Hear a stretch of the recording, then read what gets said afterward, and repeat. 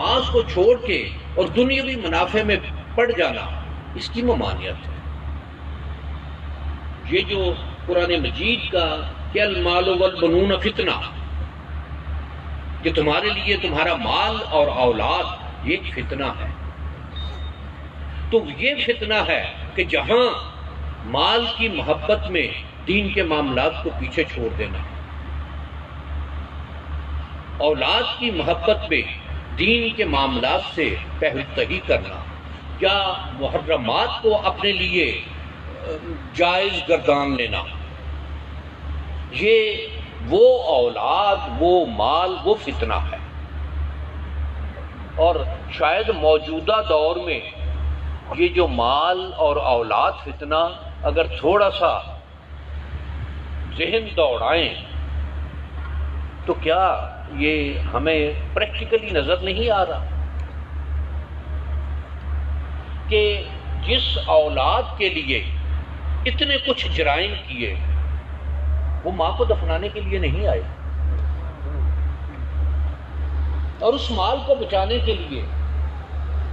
ہر طرح کی سختی برداشت کی جا رہی ہے۔ کیا یہ فتنے والی بات ہے یا نہیں؟ کیا یہ فتنہ سمجھ آتا ہے یا نہیں کہ جو قرآن مجید نے جس شے کو فتنہ قرار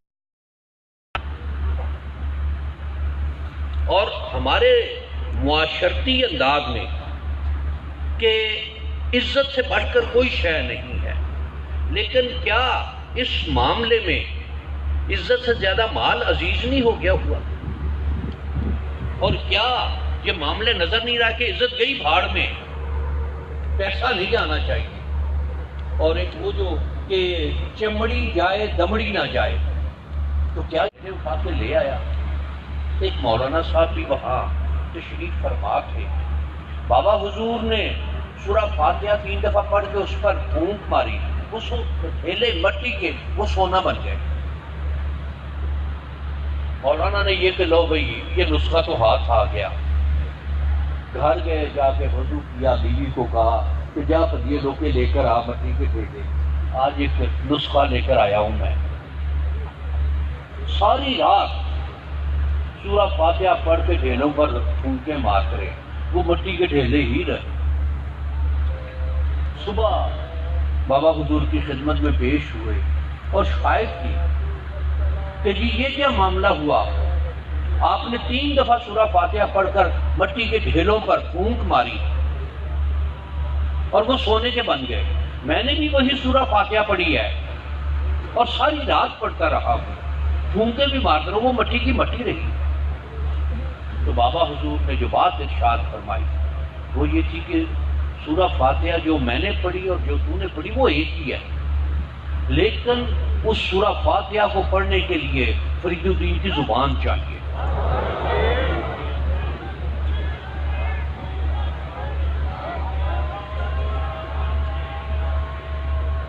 یہ جو وہ فرید الدین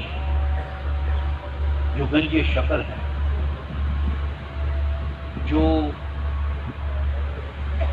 خواجہ غریب نواز کے لاڈلے ہیں، جو سرکار قطب پاک کے لاڈلے ہیں،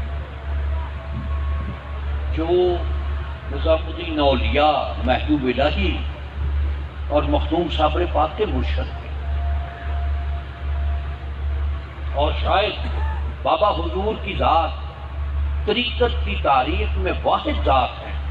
کہ جنہیں ان کے مرشد اور دادا مرشد دونوں نے بیک وقت نعمتوں سے نوازا۔ یہ واحد واقعہ ہے تاریخ کہ دادا مرشد نے ان کے مرشد سے یہ ارشاد فرمائی کہ بختیار بابا اس نوجوان کو کتنی مشقتیں کرواؤ گے، چلو اسے نعمتوں سے نواز دیں۔ اور پھر مرید کی اپنے شیخ کے ساتھ محبت، یہ انتہا ہے وہاں کہ نعمتیں عطا ہوئی، اپنے مرید کی اپنے شیخ کی قدم بوسی کی۔ حضرت خواجہ قطب الدین بختیار کاکی رحم اللہ تعالی نے ارشاد فرمایا بابا فرید الدین یہ نعمتیں یہاں سے ملی، گزارش کی بے شک وہیں سے ملی، ان قدموں کے صدقے میں ملی۔ تو یہ جو شیخ کے ساتھ محبت، اور پھر یہ بات بھی کہ ایک شخص آیا کہ اس طرح کے معاملات ہیں، یہ آپ کی کیا بات ہے؟ تو آپ نے ارشاد فرمایا کہ 40 سال تک فقیر فرید الدین مسعود نے اپنے اللہ کے ہر حکم کی اتباع کی ہے، اور اب حالت اور کیفیت یہ ہے کہ فقیر فرید الدین اپنے اللہ کی بارگاہ میں درخواست پیش کرتا ہے تو وہ اسے فوراً قبولیت عطا فرماتا ہے۔ یہ ان اللہ کے دوستوں کا معاملہ یہ کہ جنہوں نے اللہ کے دین کا کام کیا، اللہ کے دین پر لوگوں کو لے کر چلے، اس راستے پر لے کر چلے، نبی کریم صلی اللہ علیہ وآلہ وبارک وسلم کی اتباع میں زندگی گزاری، اور پھر صرف یہی نہیں، لکھوں کھا لوگوں کو مسلمان کیا۔ اور وہ مسلمان کرنا صرف کلمہ پڑھانا نہیں تھا، ان کے دلوں کو، ان کے قلوب کو، ان کے اذہان کو، ان کے دماغوں کو، ان کے جسموں کو اپنے اللہ کی بارگاہ میں اس طرح سے پیش کر دیا کہ پھر ان کی سابقہ زندگی کا ان پر کوئی اثر نہ رہا، کہ جب ان ذاتوں نے یہ دین کا کام کیا تو اخلاص کے ساتھ اللہ کی خاطر، اللہ کے لیے، اللہ کے دین کے لیے یہ کام کیا، اور جب یہ کام کیے تو ان کے مسلمان کیے ہوئے آج 800 سال گزرنے کے بعد بھی فخر سے یہ بات کہتے ہیں کہ ہم بابا فرید کے مسلمان کیے ہوئے ہیں۔ ہمارے بڑوں نے بابا حضور کے اسے آنے میں بہت دیر ہوئی، بابا صاحب پوچھا کیا معاملہ ہوا؟ تو انہوں نے گزارش کی کہ میں بازار میں تھا تو ایک آواز، ایک اعلان چل رہا تھا کہ فلاں پیر صاحب اس راستے سے گزر رہے ہیں، اور جس نے جنتی بننا ہے وہ ان کے چہرے کو دیکھ لے۔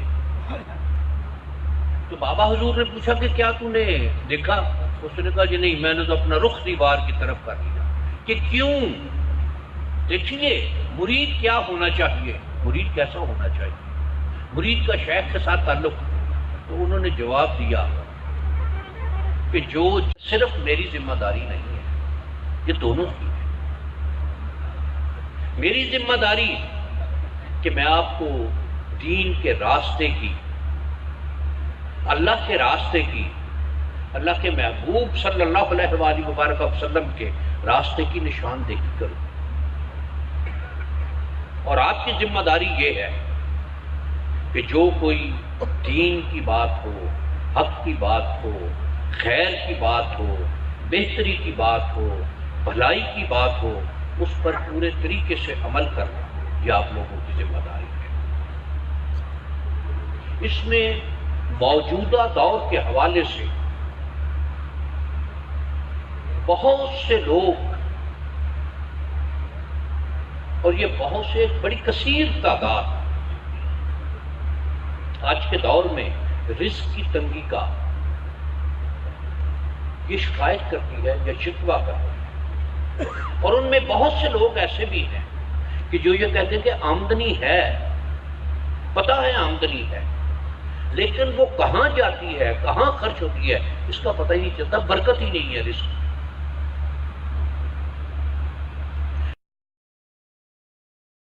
ایک